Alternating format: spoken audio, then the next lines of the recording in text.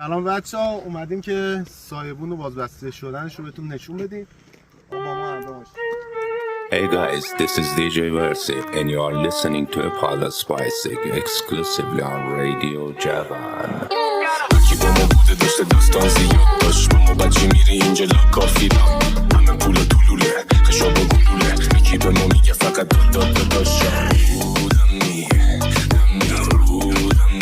یکی بسم نیه بودم نیه انت فی قلبی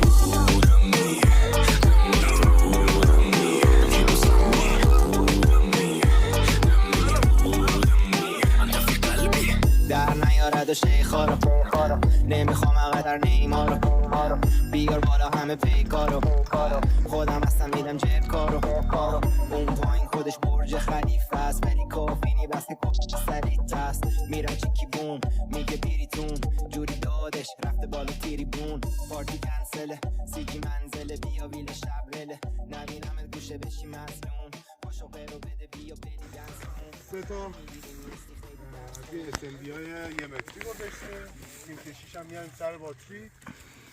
تو شب هم یه نور خوبی بهتون. دست خوش. استحکامش چطوره؟ عالی. الان دو تا پایه داره، اون دو تا پایه نداره. حالا باد شدید هم بیاد هواش که تاریک شد مهتابیاش هم روشن کن و به کلیپ اضافهش کن. منطقه هم